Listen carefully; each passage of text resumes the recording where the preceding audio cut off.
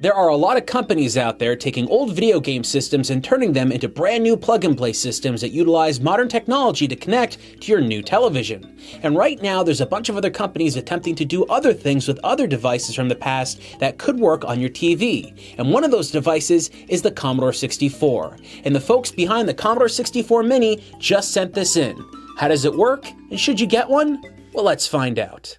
The Commodore 64, or C64 for short, was a personal computer that was released in the early 80s. For many consumers at the time, this became their very first computer due to its cheap price point and wide availability. It quickly became a market leader, having sold somewhere over 12 million units. And at the time period, there really wasn't a lot of people that wanted home computers in their house, so that was a pretty amazing feat. While there was a lot of software made for the Commodore 64 that dealt with productivity like taxes and text files and stuff like that, there's no doubt in my mind that the majority of you out there that know what the C64 is know it for one reason only, and that reason is gaming.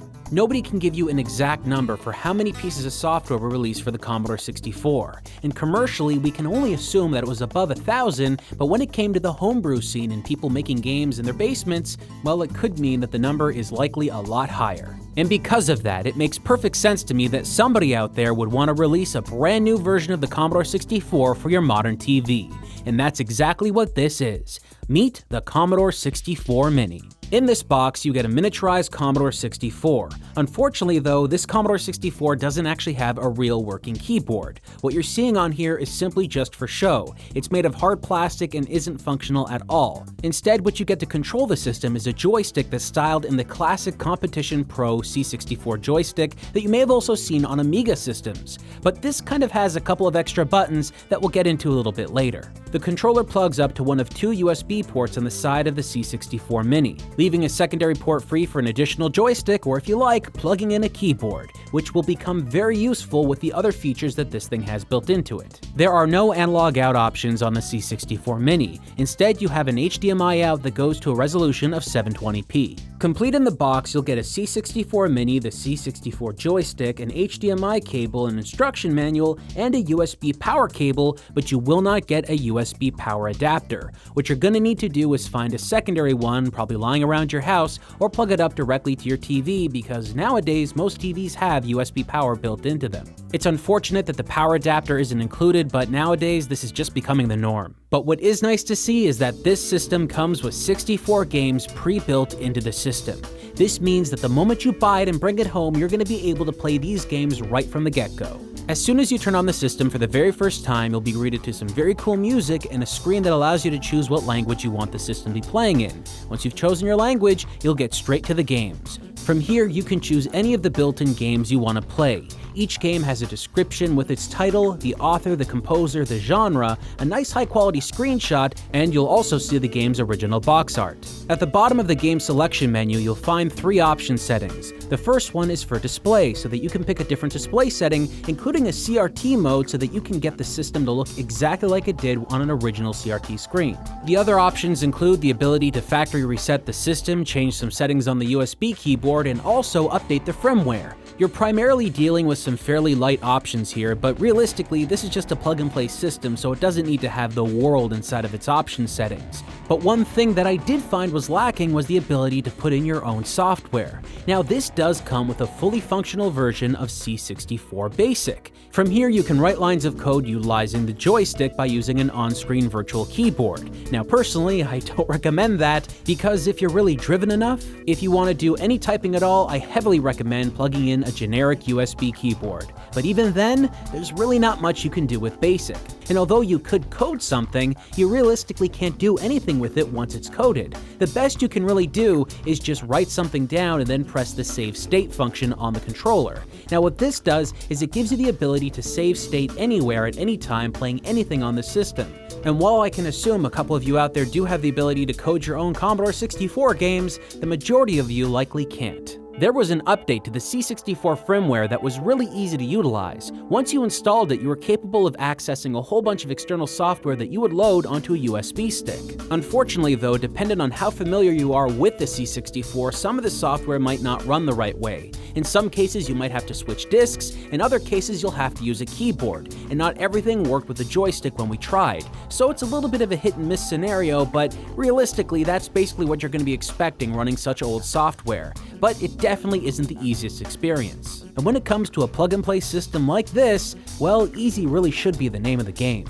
So in my opinion, if you're looking at picking up a C64 Mini, it's gotta be about the games that are pre-installed. And what do you get? Well, let's take a closer look. Of the 64 games pre-built into the system, the majority of them really only use one button and the joystick. The rest of the buttons on the joystick typically don't get used that much, and the bottom ones at the very base of the joystick, those really tiny ones there, are really only used to exit games and save and load states. The limited controller input options was very common for Commodore 64 games. This forced developers at the time to be incredibly creative with the way that you would control games. This means a title like Pit Stop 2 would use one of the buttons to accelerate, and then the joystick moving left and right would move your vehicle left and right, but at the same time you would have to switch gears with up or down. While that might not sound difficult, when you're taking a turn and you have to switch gears, it suddenly becomes a big problem. Up until the end of the Commodore 64's lifespan in the 90s, there were still games being produced with this limitation in mind. So a game like Nobby the Aardvark, which has an amazing visual style for its time, has some issues when you try to play it. Like any traditional platforming game, you have to move your character around and jump to places. So when you want to move around, you move left and right. But when you need to jump, you have to push up. Now this is a big issue. The button that they use for this game is regulated to firing things, so when you need to jump, you need to kind of master the up move and left move really quick in a certain specific way, or you just won't make the jump at all. This is a very difficult thing to master. Through practice, I feel a lot of modern gamers out there will be able to figure it out, but I think a lot of folks out there are going to be really frustrated with it. But that's kind of okay. That's sort of what the Commodore 64 is all about. It really wasn't the most polished video game system in the world because it really wasn't supposed to be a video game system. The games you'll find on here are very much adventures in game making. These game developers were just exploring new ways to develop games with new ideas and methods that had never been done before. For instance, you'll find a game like Netherworld, a late 80s game that makes use of some really cool animations and a really interesting free-flowing dynamic. See, most games like this that featured any kind of ship moving around in free space usually had a ship moving forward and never moving backwards. But with this, you're exploring a maze in space that's really different. This game was ported to multiple different systems, but it originated on the Commodore 64. You'll also find Monte on the Run, which is a hard-as-nails platforming game that, believe me, looks easy, but it's incredibly unforgiving. Every screen of this game is almost like a puzzle, forcing you to really think about what your next move is going to be, because if you do anything wrong, it's going to punish you. But what makes this game so remarkable is that many people consider the main game theme to be the best music ever produced on the Commodore 64. And if you're a fan of Commodore 64 music, well, you might just agree. Two other games you'll find on the system are Jumpman 1 and Jumpman 2. Now these games kinda look easy, but they're really not. They try to mess with you at every moment, and it can actually be really fun to play them. And every time you clear a screen, you'll feel like you're the king of the world. There are plenty of games on the system that are visually impressive for their time period, but unfortunately I really wouldn't recommend playing them as games. Although they look great, they just don't really play that well. And sometimes you'll find a game that doesn't look very good, but is really fun to play.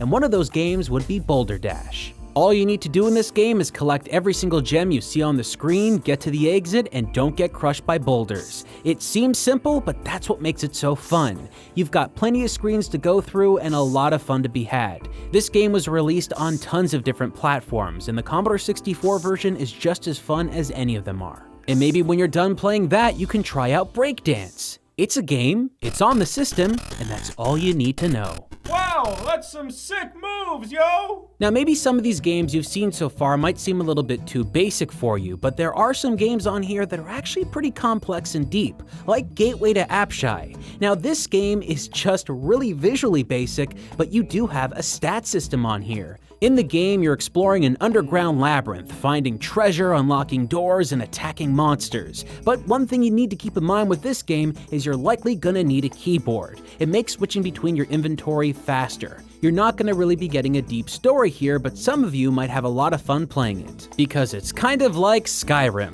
If Skyrim was made on the Commodore 64 and it was in 2D. A game I was really happy to see on this system was Chip's Challenge. Now this is probably one of the best puzzle games you're going to find on the C64 Mini, and it's also a game that many of you older PC gamers may remember having been released on DOS and Windows. Because of the simplified controls in this game, it's so easy to play on the C64 that it actually ends up being a pretty enjoyable experience. In each stage, what you're doing is looking to collect every single microchip you can find, and once you've found all of them, a door unlocks that allows you to go to the next stage. There's also a bunch of items you can find that get you through certain obstacles, but the way that the game is set up, it kind of teaches you everything as you go along. You'll find a lot of other puzzle games on this system, including games like Deflector, which is good in its own right, but Chip's Challenge really stands out as being one of the best that this system has to offer. Another game you'll find on the system that in my opinion is one of the better platformer games is Tower Topler. Now this almost feels like a puzzle game because you're essentially trying to get through the top of every single tower, but it does control more like a platformer than anything else. And because of the way it was designed, its controls aren't really that bad. This game was available on multiple platforms, including the Game Boy. It went by the name Castilian or Nebulous, but on the C64, it's probably one of the best versions that exists. The console is loaded with tons of other games that were available on the C64 way back in the day. A whole bunch of games from epics like the Street Sports series or even the Game series like Summer Games and Winter Games. You'll also find things like Speedball and Speedball 2, which are all very fun games in their own right. Some of them even have great multiplayer components that are really fun to play with friends, even to this day. But the C64 Mini is definitely not for everyone.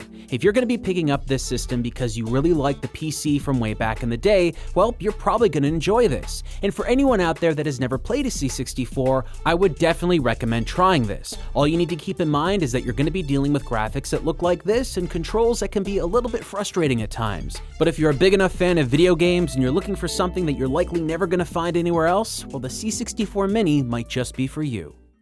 The Commodore 64 platform is so old that the majority of gamers back then that actually used to play this as kids probably have kids themselves. And what's so interesting about this thing is that it's so easy to plug up to your modern television so that you can show your kids what games used to look like back when you were younger.